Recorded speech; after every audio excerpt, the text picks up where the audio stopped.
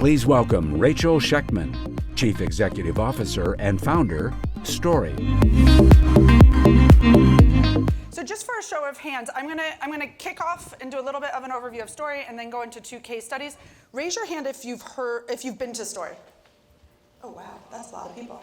All right, so I'm actually gonna talk through the first part really fast because then I'm gonna bore you with stuff you already know, and then we'll get to questions and I'll answer anything. So I'm the founder of Story. My story began, and I apologize for those who do know this, at this fancy place called the Jacob Javits Center. I'm 4 generations of retail, and my mom had brought me there, of course, to buy my bat mitzvah favors wholesale. And after walking aisle after aisle, I asked that question that would change my life, which was, you can shop for a living?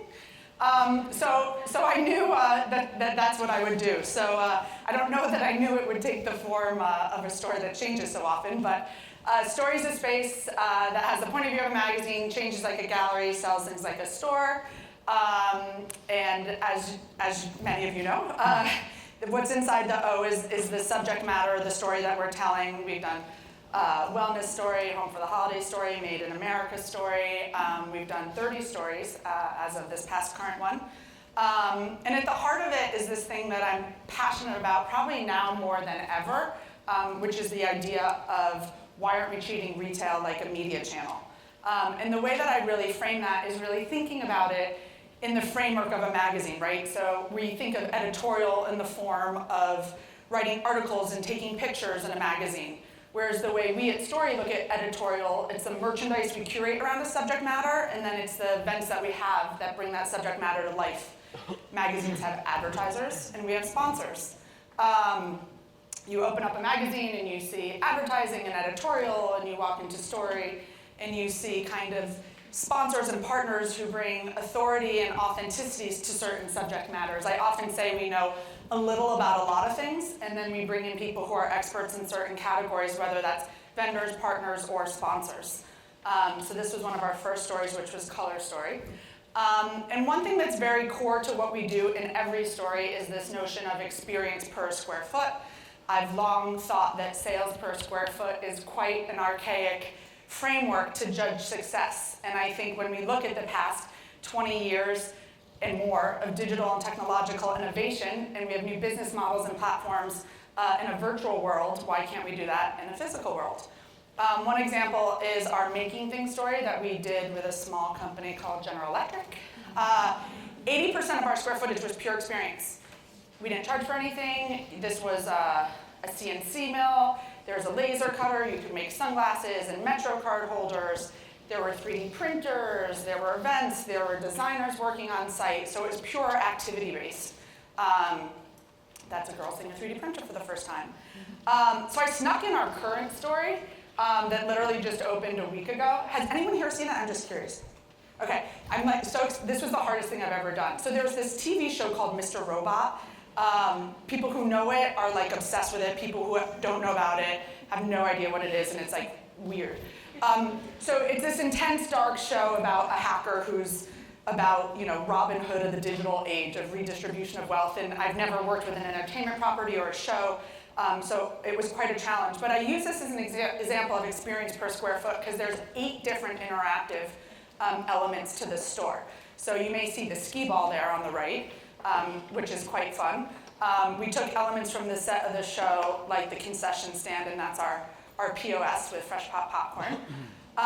That's an ATM, because why wouldn't you have an ATM in a store? But this ATM you can actually hack and walk out of the store with $50. So the whole idea of the narrative of the show is redistribution of wealth, right? So if you come in the store and you can figure out how to hack it, you leave the store with $50. This is a social vending machine.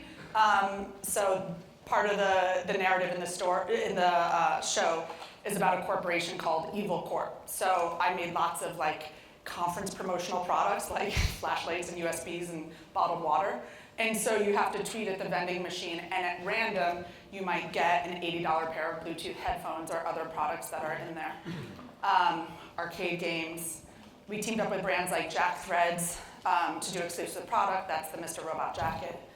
And then the last element that I say that's also constant throughout every story is how we integrate technology into the conversation. So this was a well-being story we did a couple years ago with Yahoo. And we work a lot with Perch Interactive. So for every physical action, there's a digital reaction. So if I went and picked up that drop scale, I could interact with that surface as if it was a website. It can project on any surface as long as it's a solid surface.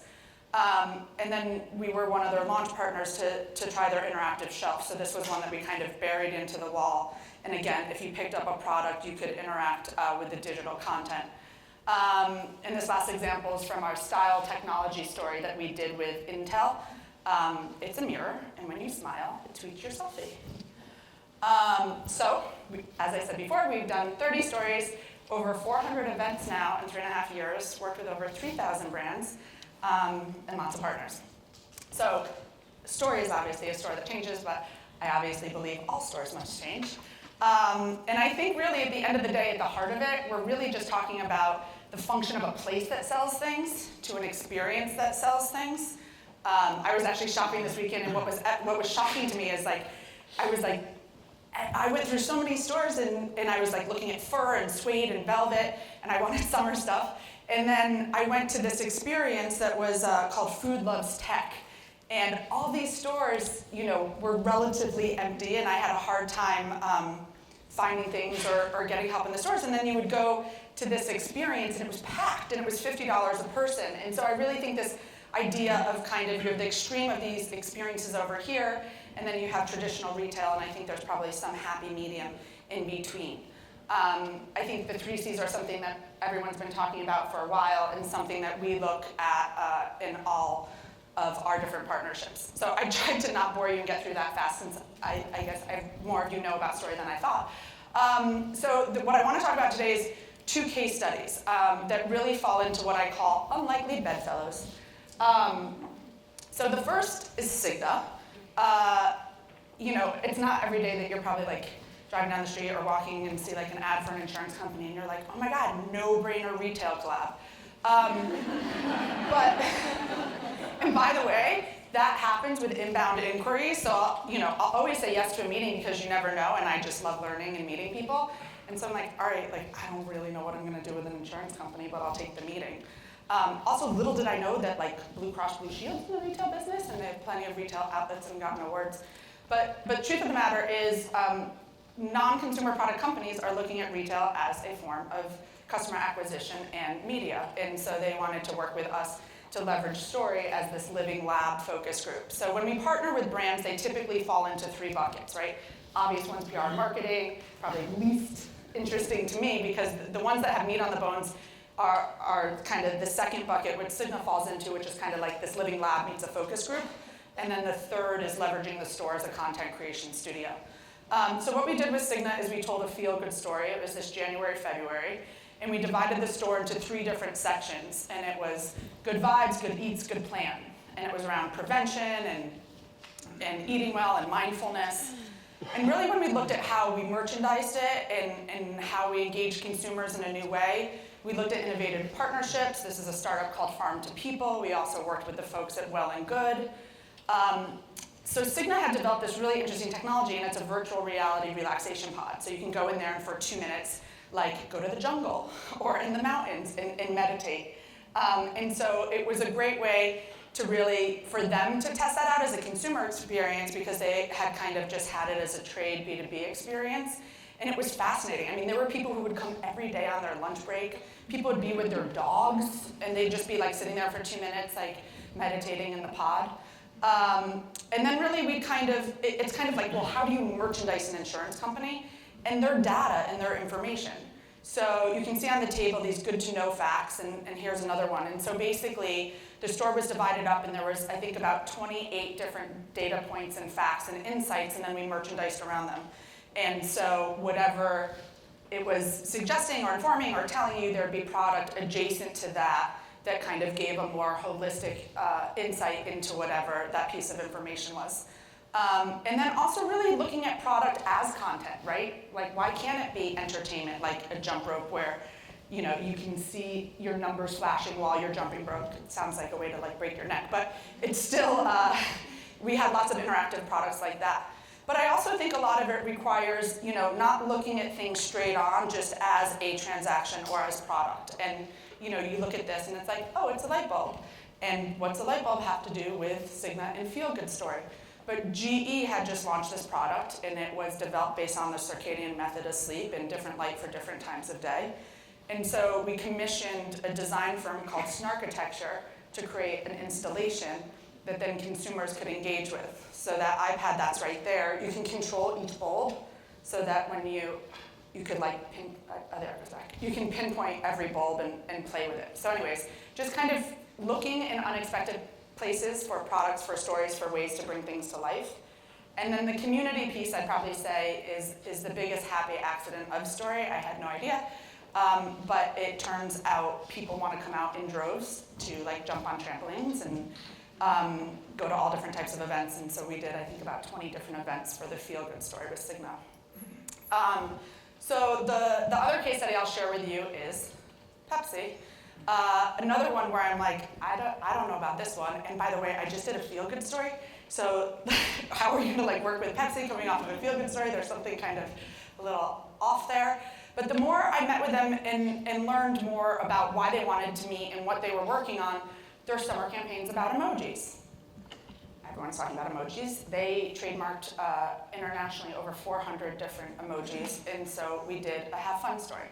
So we took all the assets from their campaign and kind of brought it to life through a lot of different merchandising tactics and some experiential elements, like a very fancy painted IKEA table turned into a ping pong table. And so the way we and by the way, there was no Pepsi in the store. So you couldn't buy Pepsi, drink Pepsi, no cans of Pepsi around the store. So we used their emojis as kind of navigation for a conversation. So life's the beach, have a ball. I can't read the other one because it's too far away and I need glasses, but you get the point. Take a piece of my heart and have your cake and eat it too. And then have a hangry sweatshirt and socks and a taco cleanse cookbook. And really use that as a way to navigate through the store. And by the way, for all the merchants in the room, that hangry sweatshirt, I can't tell you how many I sold. It was absurd. It was the #1 item in the store from Bow and Drake. So we teamed up with a company called YR Studio. They're based in London. They're opening up here. They're at Topshop and with some other retailers.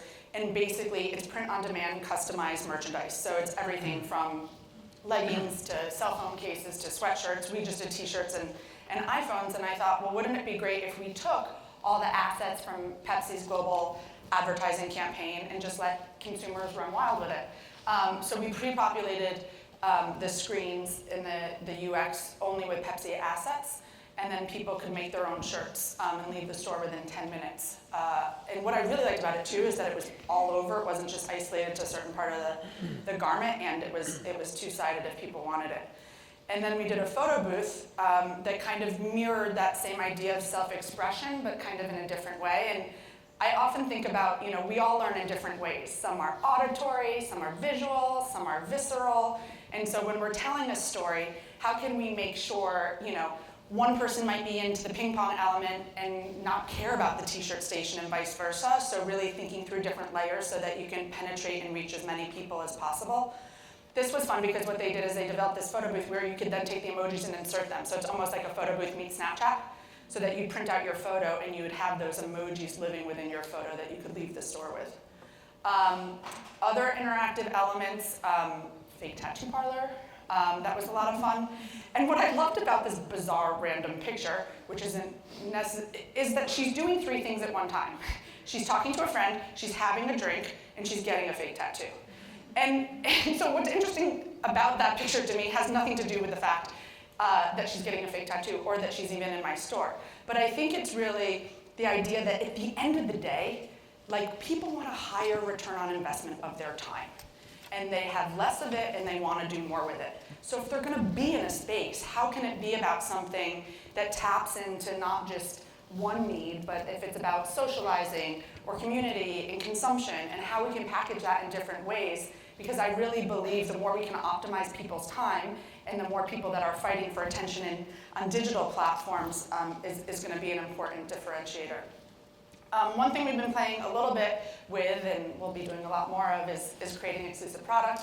So we took Pepsi's emojis and made some melamine plates and other products. These are my staff having fun with the plates. And then lastly, really making sure that when we do these unlikely partnerships and we think through bringing stories to life in different ways, that we're being really consistent.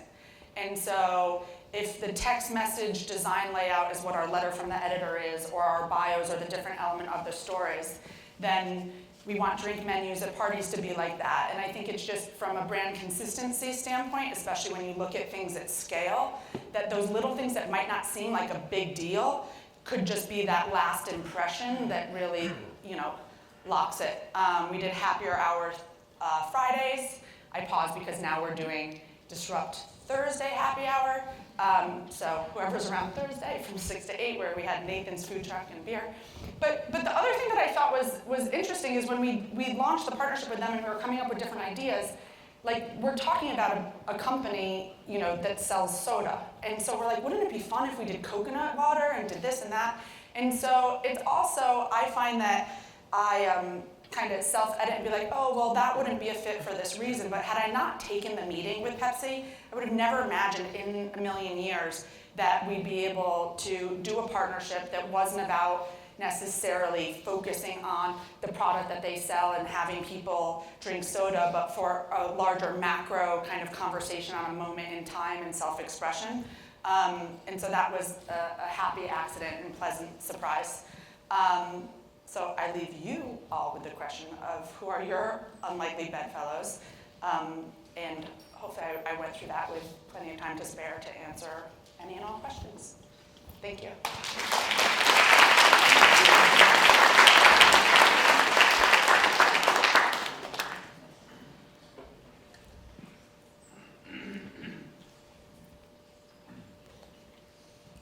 Thanks, that was great. What is your lead time from the time that you decide you're going to go forward with the story and when it hits the store? So I've done it in as short a period of time as 3 weeks, which I would never like to do again, from start to finish. So it really depends now. On average, it's about 3 months, but I would love to work much further out. But we're getting there slowly but surely.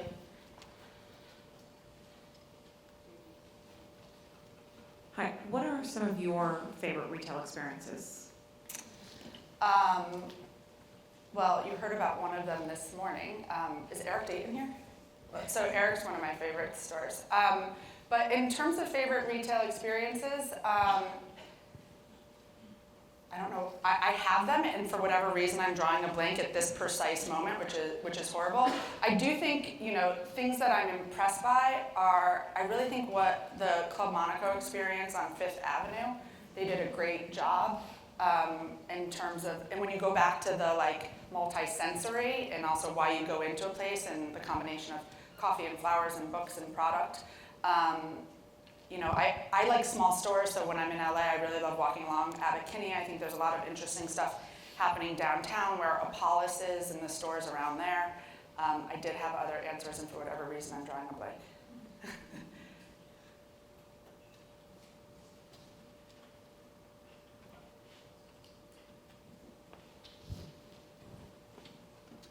So what are your future plans for other locations, other cities? Is this something that's one store? How do you focus on your real estate growth? So the truth of the matter is, and it sounds absurd, I hadn't really thought about it till recently, and what I mean by that is I literally had one goal, which is can I prove out this business model, right? Because my theory was if I can figure this out or do some wacky model on 10th Avenue, imagine what could potentially happen at scale. And so I was just focused on being profitable in 1 year and doing that. And then I've kind of been like Forrest Gump, that scene when he's running and he doesn't know where he's going? So that's kind of been me, where I'm oh, I guess I'm doing this, but where am I running? And so, I think as of late, what we've thought a lot about is kind of two different things, is not looking at scale as a physical thing. And what I mean by that is let's scale our core competencies and what we do best. And I would suggest that a lot of that is around, testing and trying out new business models and tactics and strategies, and every year we focus on something different. So I'd rather scale our capabilities.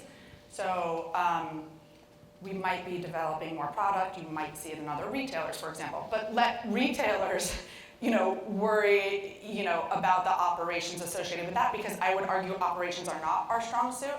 But I'm like mesmerized and captivated by the idea of scale. So I want to do something at scale. I think it's just a matter of finding the right partners and the right ways to do it so that I'm scaling to what we do best, and not trying to figure out real estate in Dallas or something. In all of the endeavors, have you thought much about how digital fits in, or not really? Have you stayed mostly focused on the physical? I've stayed focused on the physical. I mean, in the earlier days of story, back to the Forrest Gump analogy, I'd be asked questions, and I'm like, yeah, we're gonna have like 5 stores in 3 years, and we're gonna have e-commerce, right? Like, 'cause I thought so, but I guess not. But also the more, I funded the company myself, I haven't raised money. It takes a lot of money to do digital and do it right, but it's, again, back to your strengths. And I also think, like, there's so many amazing places to go buy things online, and I feel like I just get excited by, challenges in different formats, and so I think it's not to say I wouldn't ever entertain it. If and when we were to ever do it, I'd obviously want to figure out a different format to do it. But is anyone here familiar with Micmac? Just curious about it. Oh, okay. MIKMAK. I highly suggest looking it up. Full disclosure, I am an advisor, but it's not a plug. So it's like shoppable Instagram meets QVC meets Comedy Central. So they're videos under 60 seconds long, where comedians are basically being like, this is the clicker, it's made of 100% plastic. And they do these like funny videos that you can like or you can buy or whatever. And what's so smart about it is it's not just a channel where you can buy something, but you want to talk about like no-brainer digital marriage of retail and media, is she's now doing deals where she's embedding it with different publishing companies and content providers, right? So you all could have it on your sites and have kind of different people doing these products. So that's, when you have companies like that, like I don't want to even try. Like I think what she's doing is amazing, so I'd rather. Yeah. The idea of a narrative is not new. It's been around, but you really kind of crystallized it with a very kind of sound structure, and it seems to be very saturated in some cases, which is a good thing. But is there a fear that it could go into the Blue Man Group kind of experience? You know what I'm saying? Like too much, and how do you pull back, and how do you decide like what's the right level of engagement? To be honest, it's like, I don't know. I mean, I'm the most non-traditional. I don't have an open to buy. There's so many people in this room whose like jaws would drop if they like looked under the hood of the car, because it's like, I see this amazing gumball machine at the gift show that's purple, and I'm like, purple's our color for holiday. Like, that's about it. And I'm not trying to discount it, but I say that because I grew up with like an old school true merchant. Like, that was my learning. And I walked every trade show in every category. And it's really just instinct and kind of taking what we learn from each story. So when I think of what success is, it's when I ask people what their favorite story is, that we always get a different answer. And if there's a story that someone never mentions to me, then I would look at that as a failure. But my 2 least favorite stories on the planet are like people who I really admire's favorite stories. And so I think the thing about how much is too much, I think it's as long as there's something for everyone, right, and it's not alienating. I always say we look at our audience as men, women, and kids between 5 and 95. And it sounds silly, but here's the thing. If you go back to the kind of, I know I'm going on a tangent, but I do have a point. There's to return on investment of people's time, right? Like the tattoo example. Like Pepsi didn't want to do it because they thought it was just going to be kids, and you can't market to kids and sell sugar water. So, and I'm like, no, I actually think adults will do this. So fast forward, and I'm at a dinner party. I mean, I wish I had like a hidden video camera. And my whole thing is the reason why you want to appeal to that audience, obviously when I'm doing his story with Gillette, they don't care about a 5-year-old girl or, you know, a 75-year-old woman. Like, they just don't. But the reality is the guy who they care about might be with his mom or his daughter, so unless you keep them interested, he's not going to stay. So at this dinner party, this woman is like, let's say late 50s, very senior executive at a Fortune 50 company. And she's at this dinner party, and she knew who was going to be at the dinner party, so she wanted to see Story before to know what it was. And she crosses her leg, and she shows on her ankle the fake tattoo. This woman could not be more conservative. This fake tattoo that she got at Story was a popsicle, and she was like so excited, and I'm like, I can't believe that this is so not what I expected. And then she goes, yeah, I was amazed that I even had time to get my tattoos because I thought my husband would be like dragging me out of there. But there were so many interesting books that kept him interested, so I got to go do the tattoos. And so I think, again, we're so used to compartmentalizing things and thinking that, well, here's our demographic and psychographic. And listen, all that data is really important. I'm not saying any of that. I'm just saying we can't restrict ourselves just to that. There's some stuff that like we have to go back to basics and just think about like what would you want and what would make you happy.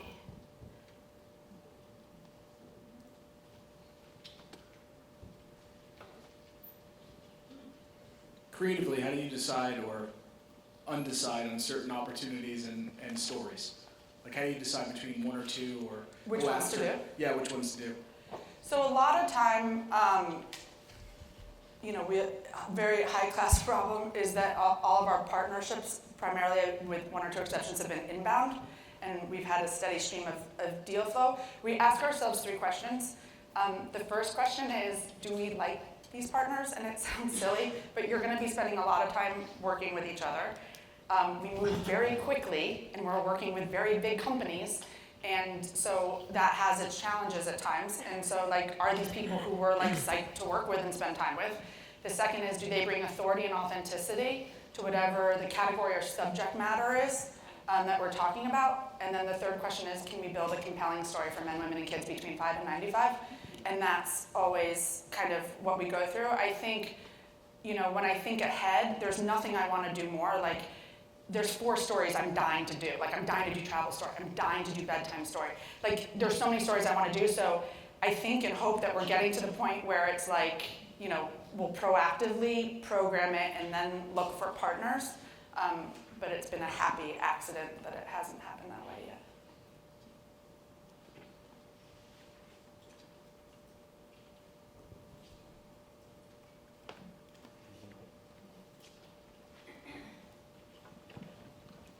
Hi. Just wondering what the creative process is like. How involved are your partner brands? Do you do it all internally?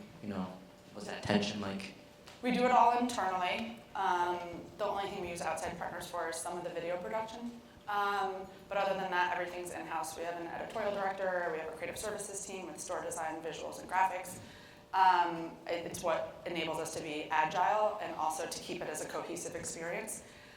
In terms of the creative process, not overwhelmingly dissimilar to a magazine. I've never worked in a magazine, so I'm making lots of assumptions here. But I'm pretty sure like Audi can't tell Anna Wintour how to change a photograph. So the sponsor, they have to sign off on anything where their name or logo appears. And that's more or less the extent of it. I mean, they get a creative direction, like, hey, this is the vibe that we're going for, and so in the Mr. Robot example, right? So they came to us and we thought, well, how are we going to do this? And so we're like, oh, let's do a disrupt story, and let's talk about it in the form of 4 factions. So we pitch the general idea, and we give some look and feel nods, like, oh, this is the direction we're thinking of. We'll have bios like scripts, so it's a nod to a show. But after that, they don't see it, until it opens.